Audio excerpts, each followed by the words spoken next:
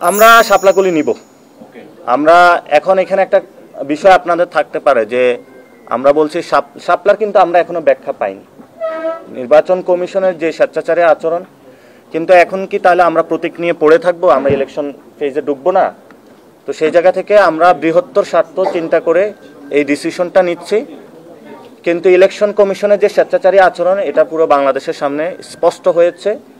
আমরা ইনশাল্লাহ শাপলাকলি নিচ্ছি। পুরো বাংলাদেশের আমরা আহ্বান জানাচ্ছি জাতীয় নাগরিক পার্টি নেতাকর্মী এবং পুরো বাংলাদেশের মানুষকে যে আপনারা যেখানে 300 আসনে প্রার্থী হতে চান আপনারা প্রার্থীটা নিজেদের ইলেকশনে প্রস্তুতি নিন, আমাদের অফিসে আসুন, প্রার্থীটা জমা দিন, আমরা 300 আসনে ইনশাল্লাহ প্রার্থী দিব। নাসির ভাই, একটা প্রশ্ন, সেটা হলো আপনি ইতিমধ্যে দেখেছেন যে বিএনপির সাথে তাদের জোট সঙ্গী তারা মাঠ লেভেলে ফিল্ডে তারা হলো জোট সঙ্গী কে?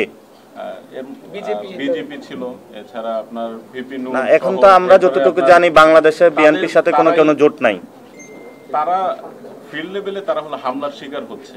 এইটা হলো আপনারা যখন নির্বাচনী মাঠে নামবেন তখন কি আপনাদের সাথে কোনো ধরনের সংঘর্ষ ঘটবে কিনা এবং নির্বাচন কমিশন লেভেল প্লেইং ফিল্ড আসলে আদৌ রাখতে পারবে কিনা আপনারা? সেটা তো নির্বাচন কমিশনের দায়িত্ব লেভেল প্লেইং ফিল্ডটা রাখার জন্য এবং এটা নিরপেক্ষ ভূমিকা পালন করা। কিন্তু যদি কেউ সবকিছু মানিয়ে আমাদের উপর আঘাত দিতে আসে আমরা তো চুপ করে থাকবো না। ঠিক আছে,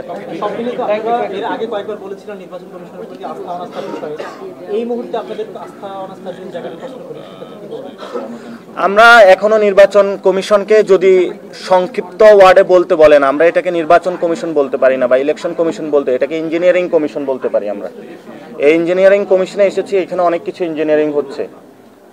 সো ইঞ্জিনিয়ারিং কমিশনের জায়গা থেকে আমরা আমাদের ফাইটটা করে যাচ্ছি এবং সেই ফাইটিংয়ের জায়গায় আমরা শাপলাকলি অ্যাপ্লাই করেছি। বাট এখানে আমরা বলে যাচ্ছি যে ইলেকশন কমিশন যথেষ্ট স্বেচ্ছাচারী আচরণ করছে এবং ভবিষ্যতেও বাংলাদেশের মানুষের সাথে করবে। আমরা সেই জায়গায় ফাইটগুলো জারি রাখবে, শুধু এই প্রতীক প্রশ্নে না, তাদের অনেকগুলো বিষয় নিয়ে আমরা আমাদের ফাইটটা আরো বড় আকারে ধারণ করবো ইনশাল্লাহ। শেষ প্রশ্ন করি, যেহেতু শাপলাকলি নিবেন বলছেন, এর আগে বলেছিলেন যে আসন বেশি পাবেন, এখন প্রতীক নিবেন বলছেন, কত আসন পাবেন? যেহেতু আমরা তো বলছি যে 300 আসনেই আমরা ইলেকশন করব।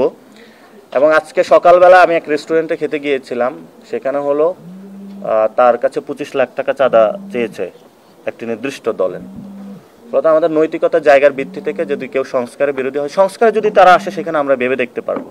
এটা হলো একটি বিষয়।